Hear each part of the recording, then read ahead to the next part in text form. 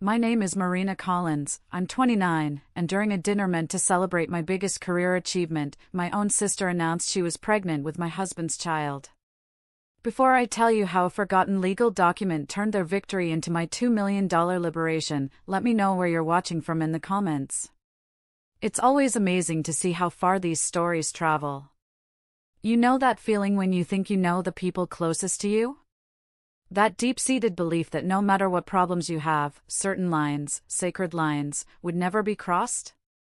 I lived my life by that belief.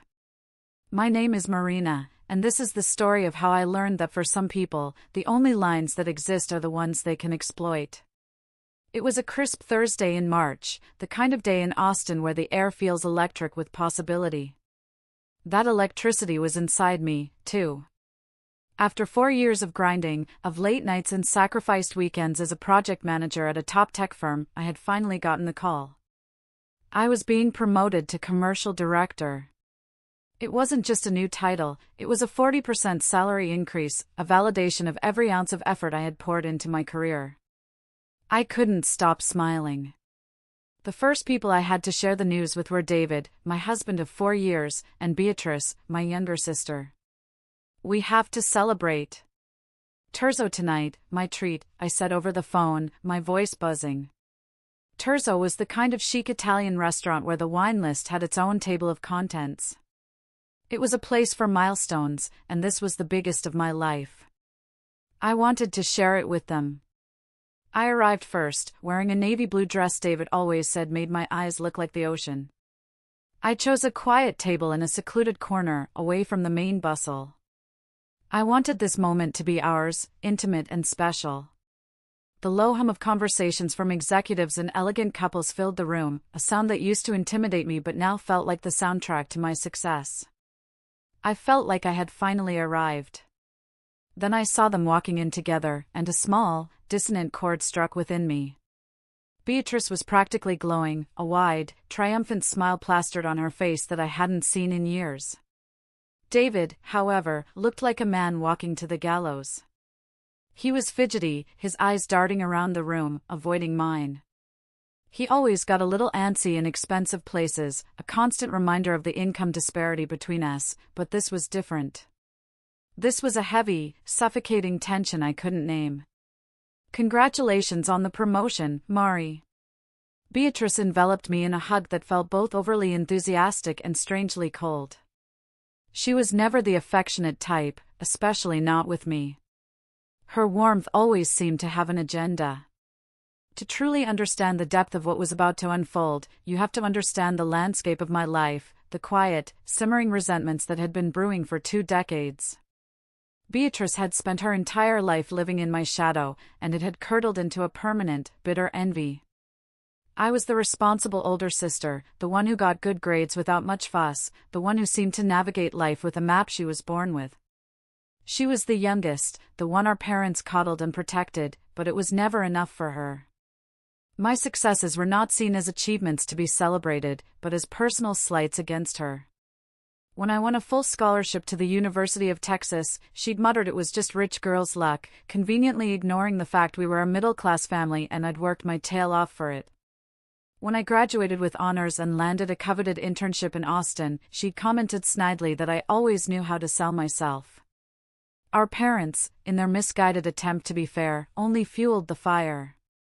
They tried to balance things. When I bought my first reliable car with my own money, they bought a used one for her. When my salary began to climb, they increased the financial help they gave her to pay the rent on her small apartment in San Antonio.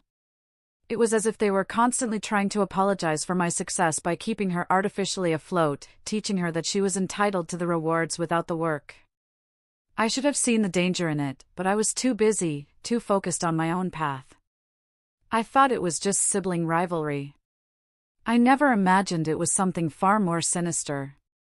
I met David at a work party 5 years ago. He was a handsome, charming salesman at a BMW dealership, making a decent living, about $5,000 a month with commissions. It was nothing compared to my salary, which was already well into the 6 figures, but I didn't care about that. I fell in love with his easy smile, his ability to make me laugh after a grueling day. He was my escape, my calm harbor. Beatrice, of course, disapproved. He's not really your type, is he? She'd said, a subtle dig at the financial gap between us. Looking back, I see the tension was always there. Whenever we'd go out to a nice dinner, David would shift uncomfortably when the check came, a silent resentment flickering in his eyes as I'd place my credit card on the table. Beatrice would just watch, her eyes like a hawk's, calculating, observing. You basically support him, don't you? She once asked me when he was in the restroom. The question was laced with a venom I chose to ignore. We split things proportionally to our incomes, I'd snapped back, defensively. And we did. It worked for us. Or so I thought. The most critical piece of our past, the decision that would ultimately save me, happened 2 weeks before our wedding. I was 25 and had just closed on my first apartment, a modern 2-bedroom loft in downtown Austin that cost me $350,000. It was my first major asset, a tangible symbol of my independence and hard work.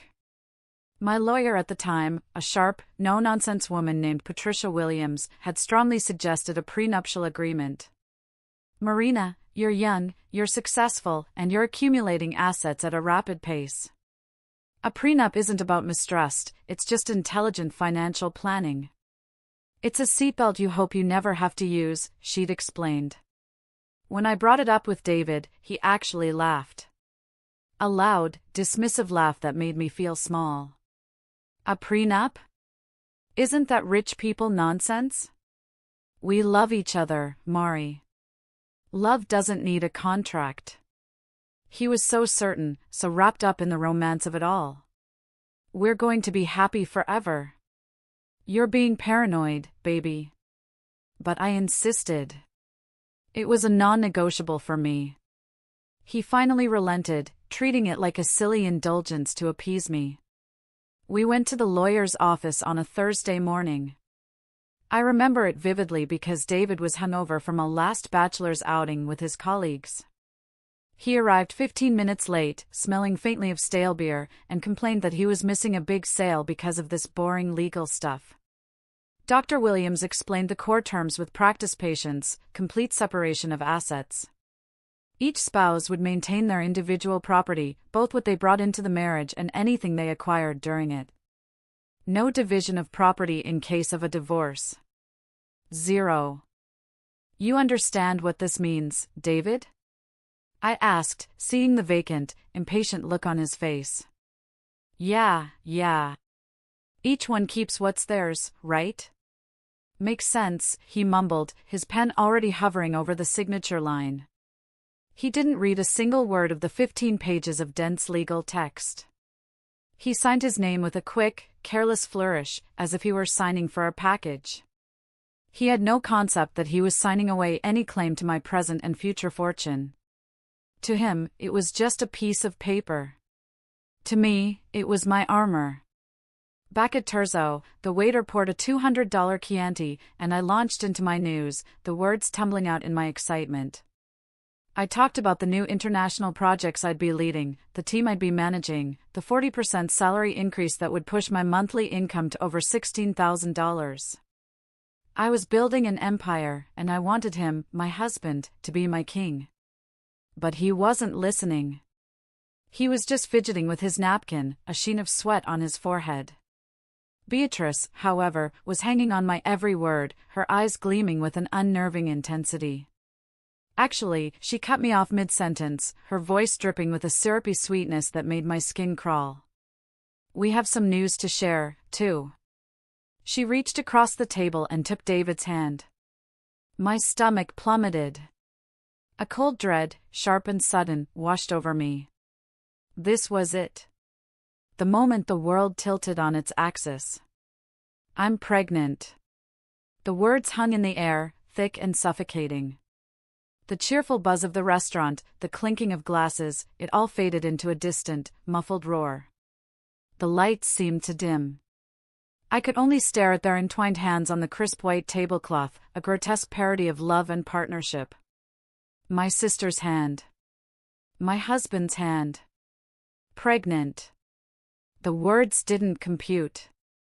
My brain felt like it had short-circuited, refusing to process the impossible reality in front of me. "I know it's a complicated situation," David finally choked out, his voice strained and weak. "But it happened. And we fell in love." They watched me then, a sickening, predatory expectation in their eyes. They were waiting for the breakdown. They wanted tears, screams, a dramatic scene that would validate their betrayal, that would cast me as the hysterical, scorned wife and them as the tragic, star-crossed lovers. But I couldn't give them the satisfaction. I felt a strange, icy calm descend over me, the kind of emotional shock that numbs you before the pain can set in. My body was there, but my mind had retreated to a safe, quiet place. "How long?" I managed to ask. My voice was a whisper, but it cut through the tension like a razor. "3 months, Beatrice replied, a smug little smile playing on her lips as her other hand instinctively went to her still flat stomach. "It started right after your birthday." My birthday. The party in December. The one I had meticulously planned and paid for, wanting to bring my family and friends together.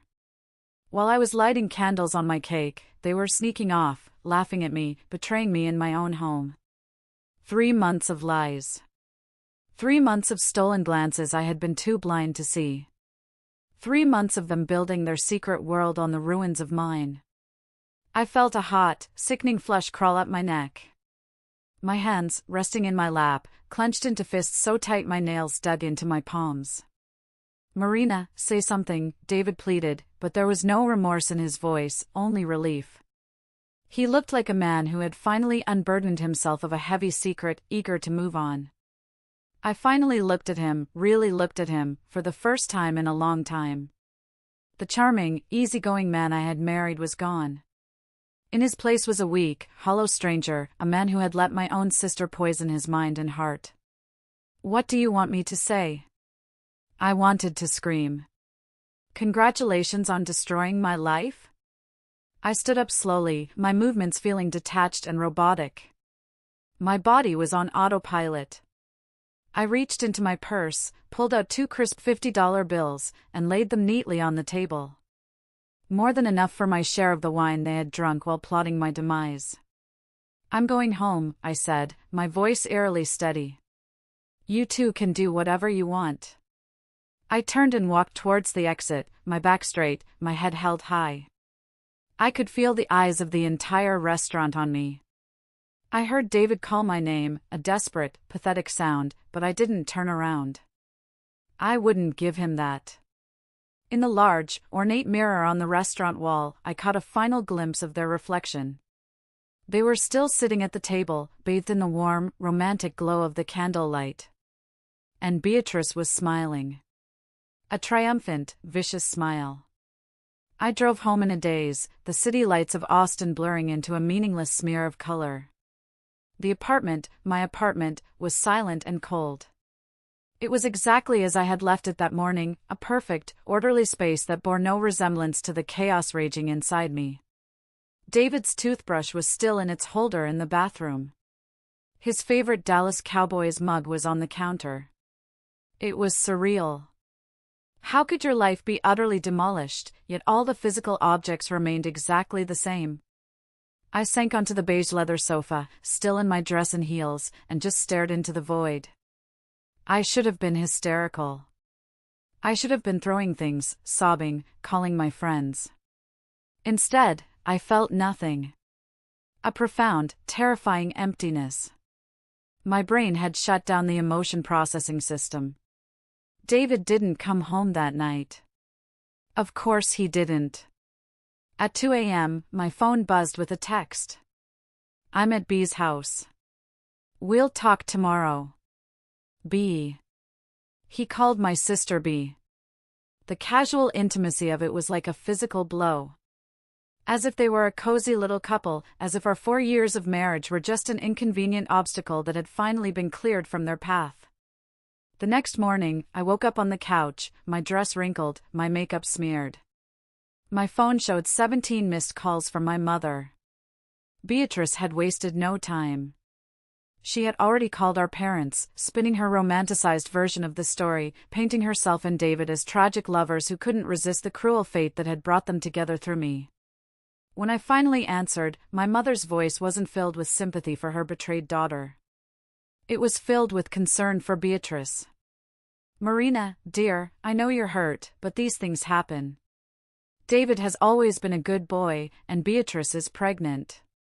You're the strong one. Can't you think about the baby?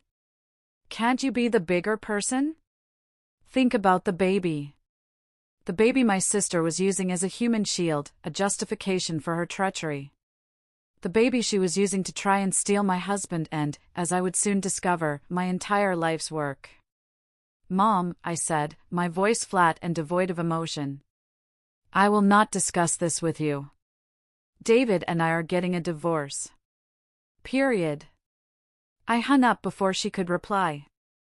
That evening, David showed up, using his key to let himself into the apartment as if he still belonged there. He started packing his suitcase, all the while trying to offer pathetic, flimsy excuses. "It wasn't planned, Mari. It just happened." As if infidelity was a weather event, a tornado that had swept through our lives beyond anyone's control. Bea was going through a difficult time. She needed someone to talk to.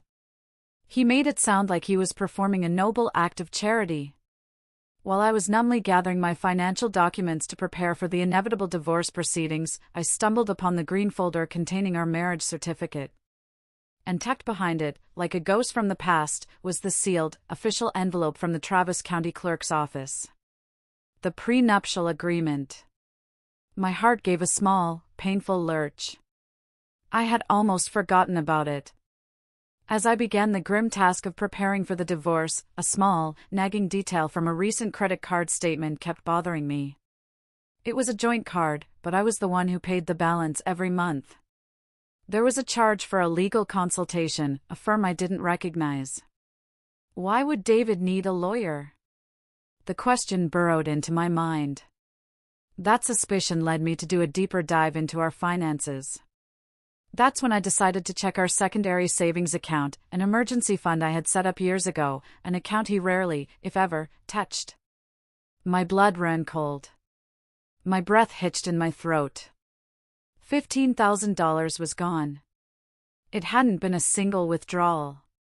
It had been siphoned off in small, calculated increments over the past several months.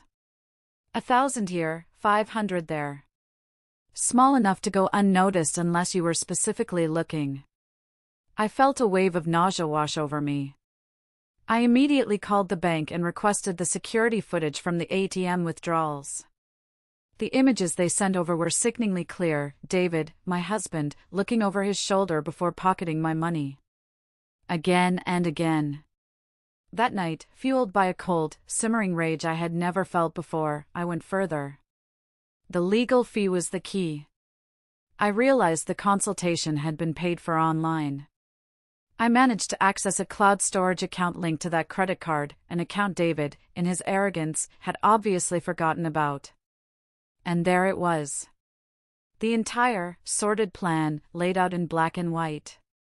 It was worse than an affair. It was a conspiracy. There was a meticulously drafted business plan for a luxury car dealership, with David Ferrer and Beatrice Collins listed as co-owners. I scrolled down to the section on startup capital, and the words seemed to leap off the screen, burning themselves into my brain. Initial investment, Marina's divorce settlement, EST $300,000 plus. They had even attached emails exchanged with their lawyer, in which they confidently asserted that since there was no prenuptial agreement, they were entitled to half of everything.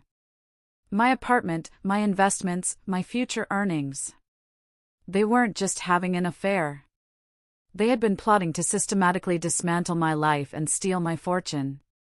The numbness I had been wrapped in for days finally shattered, and the pain that rushed in was so intense it almost brought me to my knees. I sat there, on the floor of my home office, the glow of the monitor illuminating the tears streaming down my face. I felt a hollow, broken laugh escape my lips, a sound that scared even me. For a fleeting, desperate moment, I wanted to call my mom, to cry, to have someone tell me it would be okay. But then my eyes landed on the awards and certificates hanging on my wall, tangible proof of years of relentless hard work. I remembered the girl who had worked 3 jobs in college to graduate debt-free.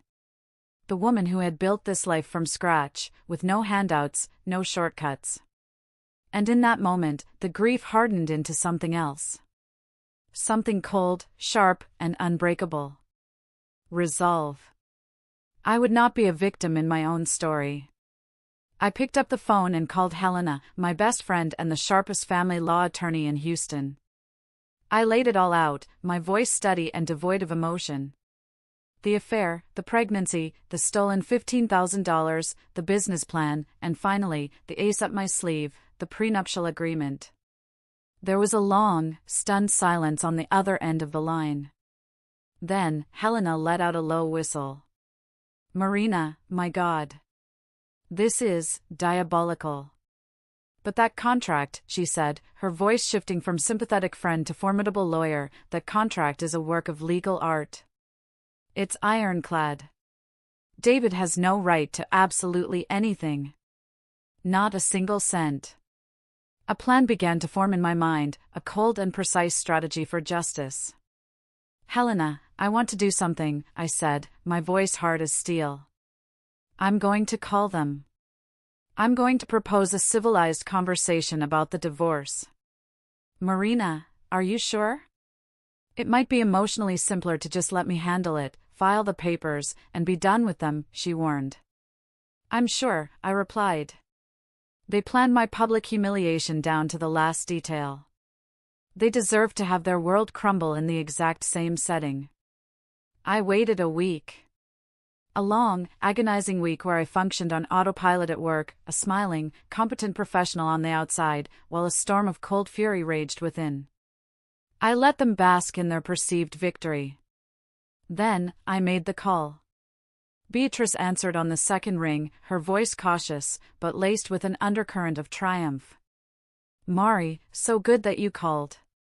We really need to talk," she began. "Hi, B," I said, forcing a light, breezy tone into my voice. "Look, I've had some time to think, and I think you guys are right. There's no point in holding grudges. We're adults. These things happen." The stunned silence on the other end was my first taste of satisfaction. "Really? You're okay with this?" she stammered, unable to hide her surprise. "I'm trying to be," I sighed, playing my part. "I mean, you fell in love, right? And now there's the baby to think about. The most important thing is to handle this divorce without a messy fight." "Wow, Mari. You can't imagine how relieved I am to hear you say that," she gushed, the relief in her voice palpable. "David was so worried you were going to make a scene, complicate the divorce, try to fight for custody of, well, you know." "Custody?" The audacity was breathtaking. "Not at all," I said smoothly. "Why don't we meet to talk civilly about how to resolve everything? Let's be adults about the finances. Maybe dinner again? Let's meet at Terzo, since that's where it all started. Saturday night." She agreed enthusiastically. The trap was set. The next few days, I prepared like a general planning a battle. I chose my armor, an elegant, severe black dress that conveyed power and control. I rehearsed my calm, resigned expression in the mirror until it was second nature. This wasn't about revenge anymore. This was about reclaiming my power. This was about justice. I arrived at Terzo on Saturday, punctually at 8 p.m. I requested the same table.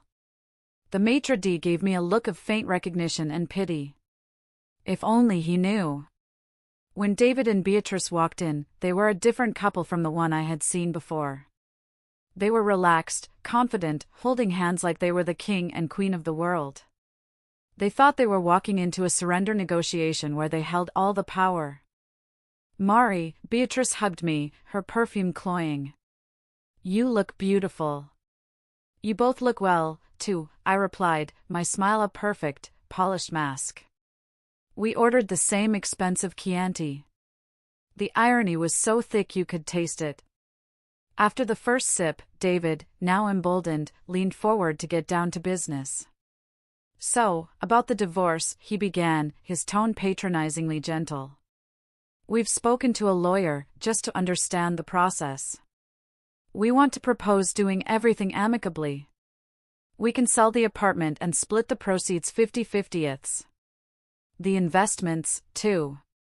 And now with your new promotion, a little alimony will really help us get on our feet, especially with the baby coming. Our lawyer said it's standard procedure in a divorce like this. He said it all so casually, so matter-of-factly, as if he were discussing the weather. The sheer, unadulterated entitlement of it was breathtaking.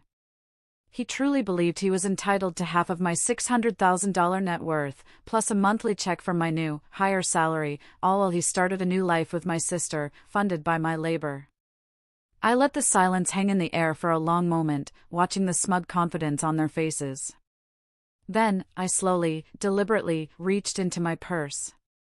They watched me, expecting me to pull out a pen to sign some preliminary agreement. Instead, I placed the courthouse envelope, yellowed slightly with age, on the center of the table. The sound it made hitting the polished wood was quiet, but it echoed in the sudden silence between us. Before we talk about division, I said, my voice dangerously soft, I think you need to show this to your lawyer. It's something important you both seem to have forgotten. David frowned, his eyes narrowing. What is that? Our prenuptial agreement, David. Remember? The one you signed 4 years ago, calling it rich people nonsense? The color drained from his face as if a plug had been pulled. Beatrice looked from him to me, her smile faltering. What agreement? You made a prenuptial agreement? We did, I said, sliding the pages out of the envelope and spreading them open on the table like a death sentence. My finger tapped on the first key clause, the ink stark against the page. Complete separation of assets. Do you remember what that means, David? He grabbed the pages, his hands trembling so badly he could barely hold them. His eyes darted frantically over the lines of legal text he had so arrogantly dismissed years ago. Calm down, Mari, Beatrice said, her voice losing its confident edge, replaced by a tremor of panic. Even with an agreement, you were married. There's community property, division of assets acquired during the marriage. Your lawyer said that because you lied to him, I cut her off, my voice like ice. You told him there was no prenup. This one specifies complete separation of assets. I suggest you read Clause 2A. It's right here. Each spouse shall maintain individual ownership of all property owned prior to marriage and all property acquired during the marriage. The apartment was mine before the wedding. Every stock, every investment, was purchased with money from my salary. It's all mine. This can't be legal. David finally exploded, his voice cracking, rising in pitch. The apartment, the investments. I lived there. I contributed. You contributed a few $100s a month for groceries and gas, David. I paid the $1,800 mortgage, the condo fees, the utilities, the insurance. Your grocery money doesn't give you property rights over a $400,000 apartment that I bought with my own down payment before I even met you. Beatrice was now frantically flipping through the pages, her face a mask of disbelief and dawning horror, searching for a loophole, a lifeline that wasn't there. But alimony. He has a right to alimony. You earn so much more. I allowed myself a small, cold smile for the first time that night. Page 5, Section 3. Spousal Support Waiver. I suggest you read it aloud, Beatrice. She stared at the words, her lips moving silently. Both parties hereby waive any right to spousal support, alimony, or maintenance from the other party. David waived his right to any and all alimony when he signed this document. I didn't know what I was signing, he shouted, his voice now attracting stares from the neighboring tables. You tricked me. I tricked you? I leaned forward, my voice dropping to a low, intense whisper. David, you were in the lawyer's office when she explained every single clause. You said you understood. You were just too arrogant and lazy to listen. There are witnesses. It's all registered at the courthouse. The reality finally crashed down on Beatrice. Her carefully constructed fantasy of a life of luxury, funded by me, was evaporating before her eyes. You mean, he has no right to anything? She whispered, her voice trembling. Nothing. Zero. Zilch, I confirmed, gathering the papers and neatly placing them back in the envelope. David leaves this marriage exactly as he entered it, with his financed pickup truck, his clothes, and his mountain of credit card debt. But, the baby, he stammered, sinking back into his chair, a broken man. I'm going to have a child to support. You are going to have a child to support, I emphasized, twisting the knife. On your car salesman's salary. Which, by the way, after the state of Texas takes its 20% for child support, is going to be incredibly tight. I then delivered the final, devastating blow. And we haven't even discussed the $15,000 you systematically stole from my savings account over the last 6 months. I have the bank footage, David. And I have a formal police report for felony theft. I was willing to overlook it if you walked away quietly. But since you brought lawyers into this, I guess we'll let the district attorney decide. The last vestiges of color drained from their faces. They were utterly, completely destroyed. They had come here for a coronation, and now they were facing financial ruin and possible criminal charges.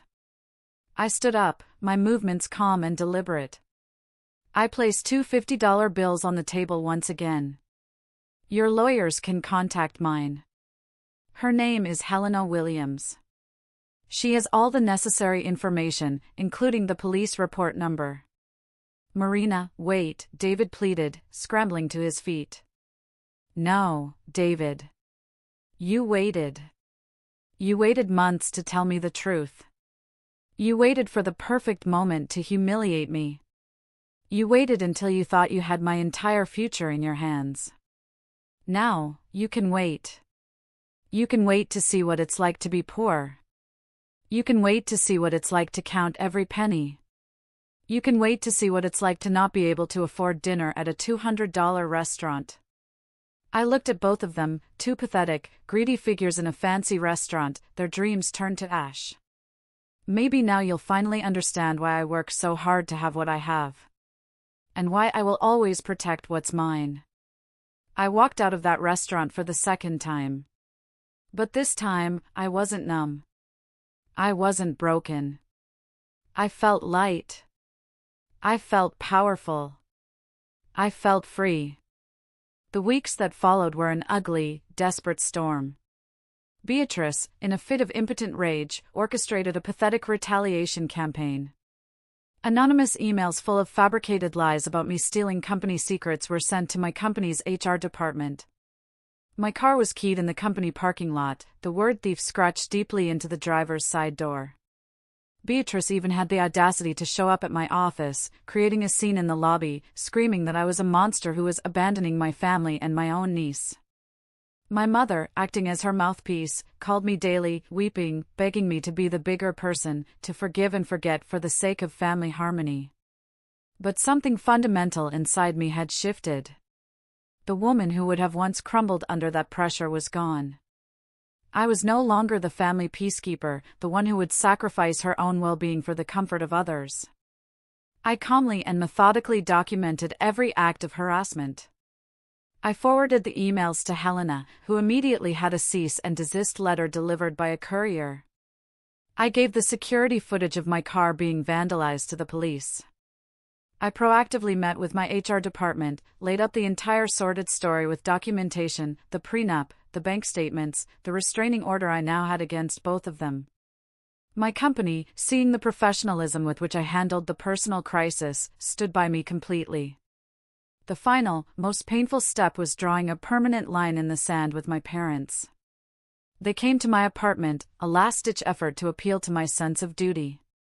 My mother cried.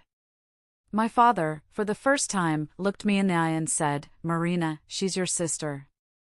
"No, Dad," I said, my voice firm but filled with a profound sadness.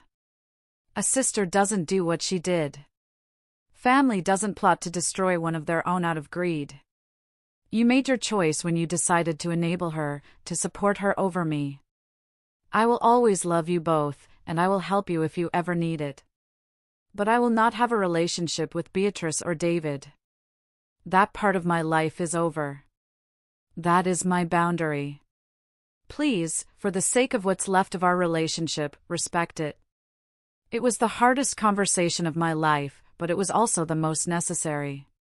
The divorce was finalized in exactly 60 days.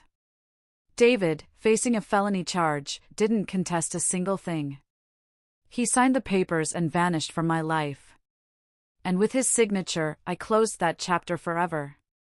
I poured all of my liberated energy into two things, my career and my own healing. The results were explosive. As commercial director, I shattered every sales target, earning the maximum performance bonus. My effective salary in some months topped $22,000. 6 months after the divorce, I sold the apartment that held so many painful memories for a significant profit. I then bought a stunning, 2-story loft in a converted warehouse downtown, with floor-to-ceiling windows and a panoramic view of the Austin skyline. I spent a small fortune renovating it, turning it into my own personal sanctuary, a space that was entirely mine. That year, I traveled to Europe 3 times, Paris, Rome, Barcelona. First class, staying in the best hotels, all on my own. I discovered the joy of my own company.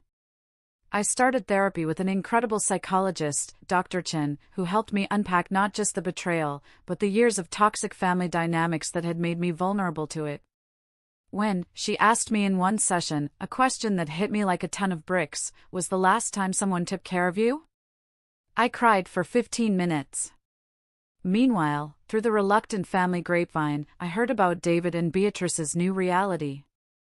It was a slow-motion car crash.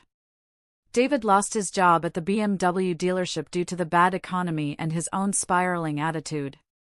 He eventually found work at a smaller, less reputable lot for half the pay. After their daughter, Sophia, was born, Beatrice struggled to find freelance work while caring for a newborn.